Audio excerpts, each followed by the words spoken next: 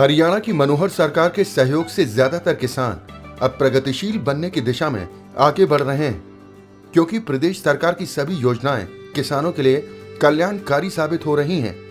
और यही वजह है कि प्रदेश के किसानों की आमदनी भी बढ़ने लगी है, जिससे कृषि के क्षेत्र में हरियाणा प्रदेश निरंतर विकसित होता जा रहा है। इतना ही नहीं, हरियाणा के मुख्यमंत्री मनोहर लाल किसानों की हर पीड़ा को भली भांति जानते हैं, क्योंकि मुख्यमंत्री खुद एक किसान परिवार से हैं और इसीलिए सूबे के किसानों का भरपूर ख्याल रखते हैं।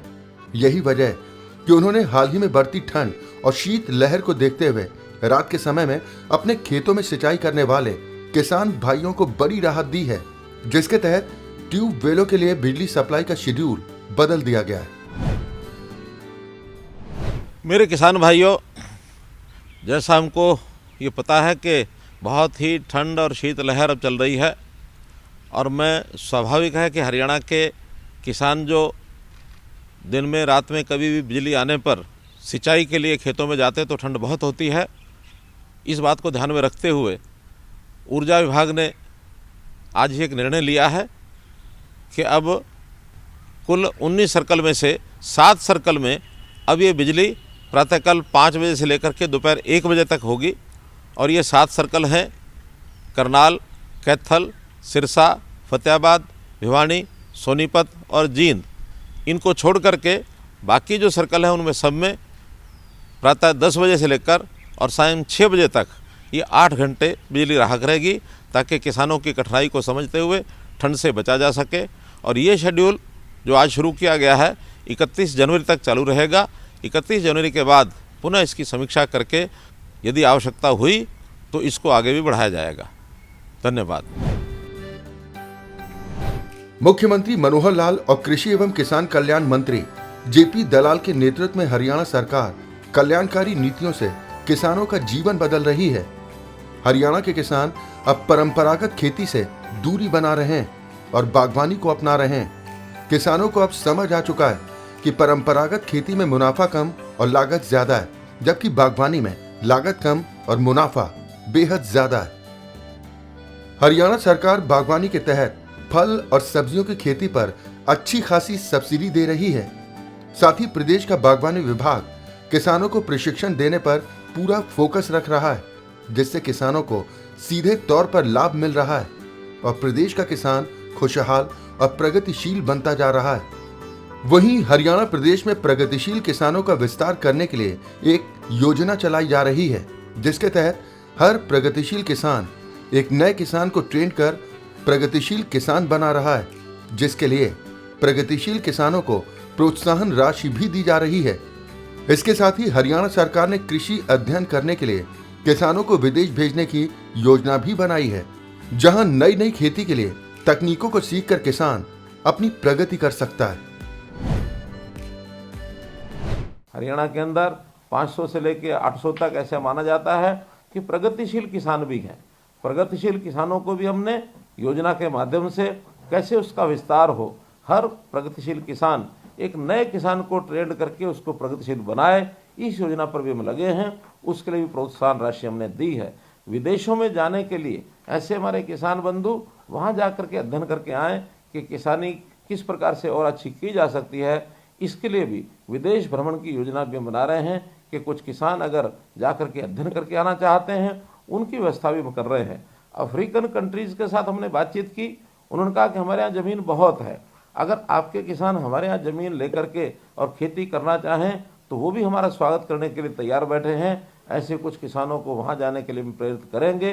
तो मित्रों, किसानों की मदद जितनी हमारे से हो पड़ती है उतनी हम करेंगे।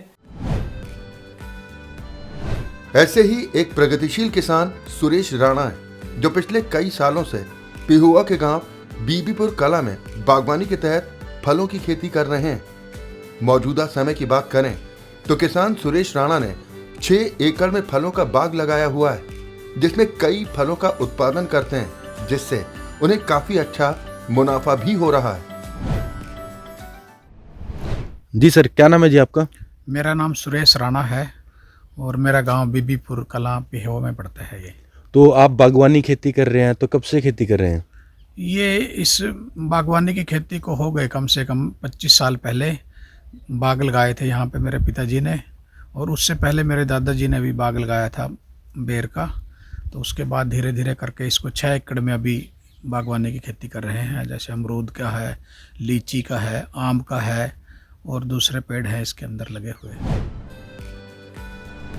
उन्होंने बताया कि वो अपने बाग में 15 से 20 लोगों को रोजगार भी दे रहे हैं, जिससे उन लोगों की आजीविका अच्छे से चल रही है। तो कितने लोग जो है यहाँ पर इन बागों में काम करते हैं? बागों में लेबर का है कम से कम 15 से 20 जो लेबर के आदमी हैं वो काम करते हैं। जब सीजन शुरू हो जाता है तो इस तरह से मतलब काम मिलता है उन लोगों को। लेबर प्रगतिशील किसान सुरेश राणा बताते हैं कि परंपरागत खेती के मुकाबले बागवानी में मुनाफा कई गुना ज्यादा होता है।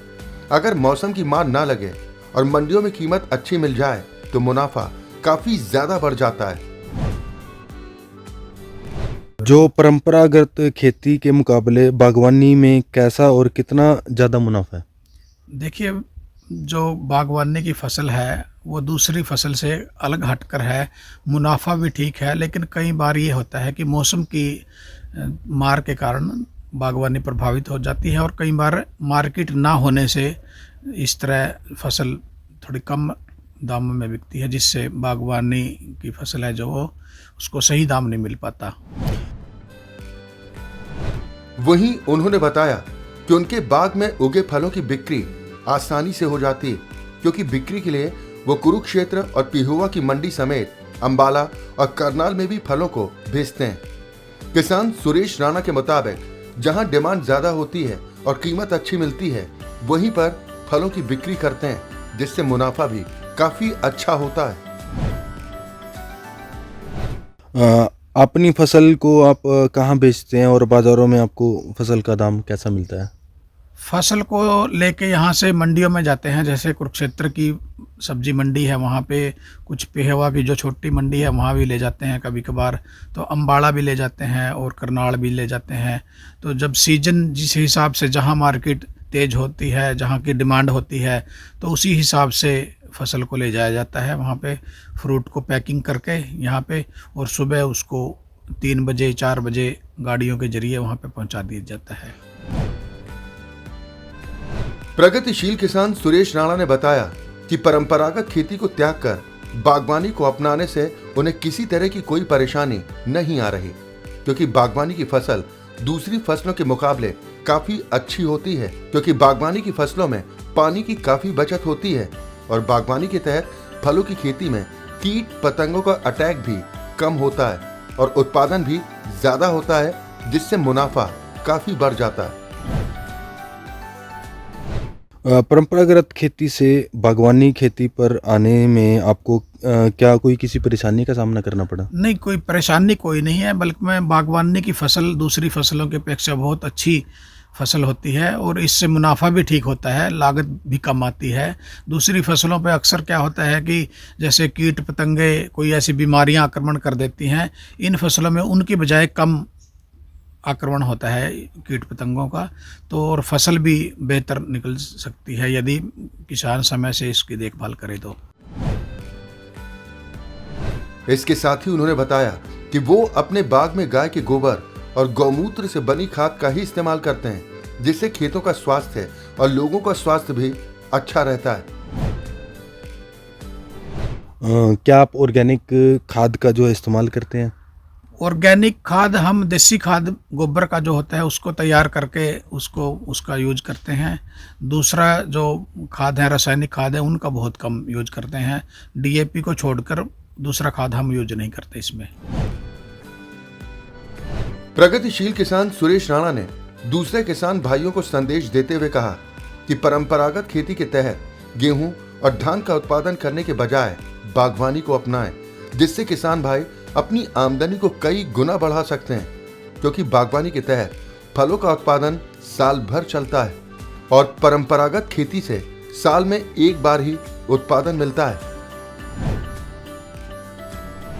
तो आप बागवानी खेती करते हैं, तो आप दूसरे किसान भाइयों को क्या कुछ संदेश जो है देना चाहेंगे? मैं सभी किसानों से ये आग्रह करना चाहता हूँ कि वो बजाय गेहूँ जीरी के या गन्ने के बजाय बागवानी की तरफ ज़्यादा उनका रुझान हो और इसको अपनाएं, ताकि समाज के अंदर एक पर्यावरण का भी सुधार हो सके और फसल जो आप बोते हैं उसकी बजाय फल और जो ये फ्रूट के पेड़ लगाएंगे तो इस तरह से एक मार्केट में भी रोजगार के भी साधन ज़्यादा जुटेंगे और बेहतर उनका परिवार का पालन पोषण भी सदा लगातार चलता रहेगा। क्योंकि दूसरी जो फसलें होती हैं वो साल में 1 या 2 बार काम होता है, उसके बाद अक्सर किसान के पास कोई काम नहीं होता। लेकिन जो बागवानी की फसल है उसके बाद एक के बाद एक फसल तकरीबन पूरे साल चलती रहती है। प्रगतिशील किसान सुरेश राणा ने कहा कि मुख्यमंत्री मनोहर लाल के नेतृत्व में हरियाणा सरकार किसानों की आमदनी बढ़ाने के लिए निरंतर प्रयास कर रही है, जिसकी बदौलत सूबे का किसान खुशहाल बनता जा रहा है। तो आप क्या कहना चाहेंगे? सरकार लगातार जो है बागवानी खेती को लेकर लगातार जागरूक अभियान जो है चला रही है, लोगों से किसानों से अपील भी कर रही है, तो सरकार के ये क्या कहना चाहेंगे इसके बारे में? कि सरकार एक अच्छा प्रयास कर रही है, इसमें कोई संदेह नहीं है बागवानी के लिए, लेकिन सरकार को और थोड़े से सरल तरीके से इसको करना होगा। जैसे फसलों के लिए जो बीमा योजना है उसको और सरल तरीके से करना होगा, और इसके अलावा जो पुराने बाग हैं उनके रखरखाव के लिए जो योजनाएं बनती हैं वो योजनाओं में भी थोड़ा सा आर्थिक तौर पर किसानों की मदद करनी होगी। क्योंकि पुराने बाग होने पर उनको अक्सर किसान काट देते हैं और उसकी जगह वो फसल दूसरी बागवानी की फसल नहीं लगाते, वहाँ पे पेड़ नहीं लगाते।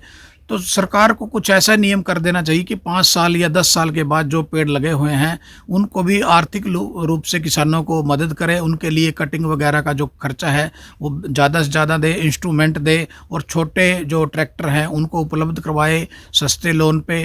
तो इस तरह से किसानों की यदि मदद करे तो बजाय दूसरी खेती के इस खेती को अपना सकते हैं किसान।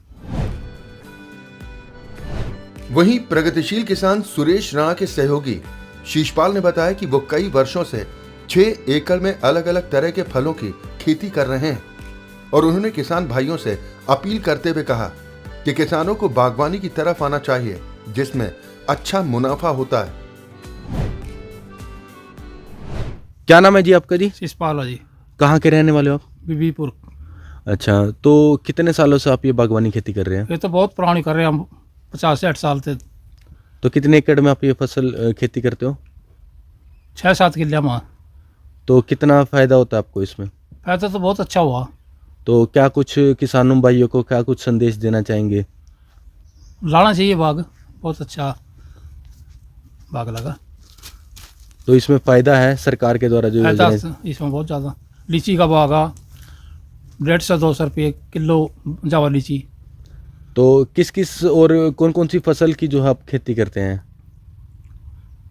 इसमें तो अमरूद आ, आम आ, लीचिया, आड़ू, सारी चीज़ें।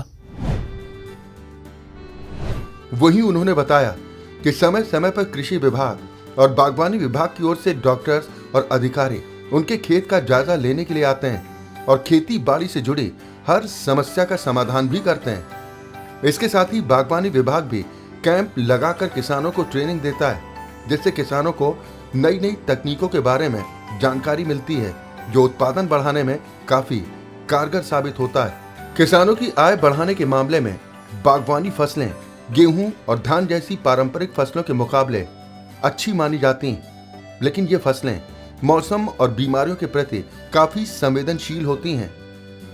बीमारी लगने, बेमौसम बारिश होने, तूफान, सूखा, ओलावृष्टि और लू जैसी आपदाओं से किसानों को काफी नुकसान उठाना पड़ता है। ऐसे में हरियाणा सरकार ने मुख्यमंत्री बागवानी बीमा योजना की शुरुआत की है। मुख्यमंत्री बागवानी बीमा योजना में सब्जियों, फलों और मसालों को शामिल किया गया है। इसके लिए किसानों को प्रीमियम 750 रुपए से 1000 रुपए प्रति एकड़ तक देना होता है, और सब्जियों और मसालों के लिए 30,000 रुपए प्रति एकड़ बीमा राशि मिलती है, जबकि फलों के लिए 40,000 रुपए प्रति एकड़ बीमा राशि मिलती है, जिससे किसानों की फसल के नुकसान की भरपाई हो सके। ये योजना वैकल्पिक है, यानी किसी को इसमें शामिल होने के लिए कोई दबाव नहीं है। मुख्यमंत्री बागवानी बीमा योजना पूरे राज्य में लागू की गई है। इस योजना के लिए मेरी फसल मेरा ब्यौरा पोर्टल पर रजिस्ट्रेशन करवाना होता है। पोर्टल पर अपनी फसल और क्षेत्र का ब्यौरा देना पड़ता है, जिसके बाद बीमे की राशि सीधे किसान के बैंक खाते में ट्रांसफर हो जाती है। हरियाणा के कृषि एवं किसान कल्याण मंत्री जेपी दलाल भी निरंतर किसानों का ध्यान रख रहे हैं। यही वजह कि सूबे में नैनो यूरिया के छिड़काव करने का लक्ष्य 1 लाख एकड़ रखा गया है, जिसे और भी बढ़ाया जा सकता है। ड्रोन पायलट भी तैयार किए जा रहे हैं। इफ्को के साथ मिलकर के ड्रोन की ट्रेनिंग दिलवाई है और पिछले 15 दिन पहले 10 ड्रोन की वैन 13 लाख की लागत की जो ट्रेंड पायलट्स थे उनको सिर्फ 1 लाख की सिक्योरिटी पे उपलब्ध कराई है। 125 वैन हम उपलब्ध कराएंगे। इसके साथ ही आने वाले हरियाणा के बजट में भी कृषि और बागवानी बजट बढ़ने की उम्मीद की जा रही है। देखिए, कृषि का बजट तो जो कांग्रेस के वक्त में 800 करोड़ रुपए का था, जो बढ़ के 3900 करोड़ रुपए का हो गया।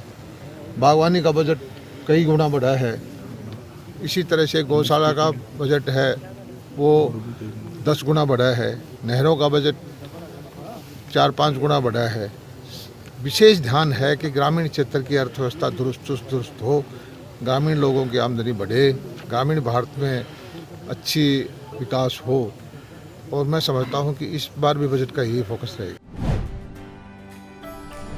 इतना ही नहीं, सूबे में बिना एमएसपी भी किसानों को फसलों के अच्छे भाव मिल रहे हैं, जिससे किसानों की आमदनी बढ़ रही है। मैं ये समझता हूं कि एमएसपी ही क्यों हो। अब हमारे कई बार देखते हैं कि बहुत सारी फसलें इस बार 1-1 लाख रुपए एकड़ का आमदनी हुई है बासमती धान की। ऑल टाइम हाई प्राइस किसान को मिली है, उसमें कोई एमएसपी नहीं थी।